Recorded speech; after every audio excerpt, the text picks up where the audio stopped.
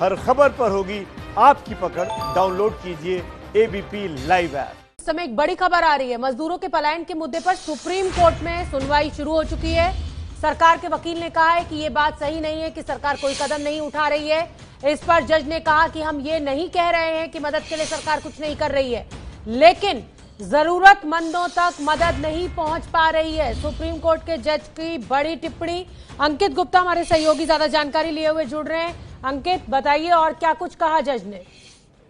जी बिल्कुल, जैसे ही supreme court में मामले की सुनवाई शुरू हुई, सुप्रीम कोर्ट में सरकारी वकील ने कहा कि जिस तरीके से मीडिया में जो है कुछ एक तस्वीरें सामने आ रही हैं कि सरकार कुछ कर नहीं रही है, तो ऐसा नहीं है कि सरकार कुछ कर नहीं रही है। सरकार ने लॉकडाउन 1 जब से लागू किया उसके बाद से ही जो श्रमिक हैं जो पलायन कर रहे मजदूर थे उनको लेकर के कदम उठाने शुरू किए थे।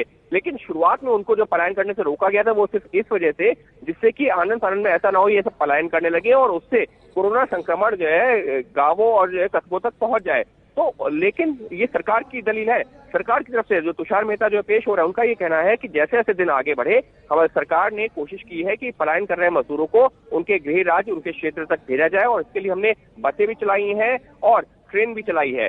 और अब सुप्रीम कोर्ट ने पूछा है तो ऐसे में अब सवाल ये उठता है कि लेकिन फिर भी ये जो तस्वीरें सामने आ रही हैं वो चौंकाने वाली हैं, वो परेशान करने वाली हैं। तो क्या वाकई में जरूरतमंदों तक मदद पहुंची है? तो सरकार की तरफ से अभी फिलहाल दलीलें पेश की जा रही हैं। वहीं जो विपक्षी जो वकील हैं, विपक्षी खेमे के, वो लगातार कोर्ट को यही बताने की कोशिश कर रहे हैं कि पिछले जो 4 लॉकडाउन हुए हैं, जो तस्वीरें सामने आई हैं वो विचलित करने वाली हैं। और इतना ही नहीं, सरकार जिस मदद की बात भी कर रही है वहां पर भी जो है कोई मदद खास होती दिख नहीं रही, क्योंकि उसके बाद भी लगातार जो तस्वीरें सामने आई हैं वो परेशान करने वाली हैं।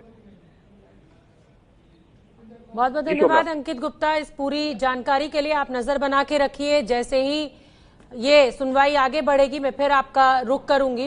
एबीपी न्यूज आपको रखे आगे।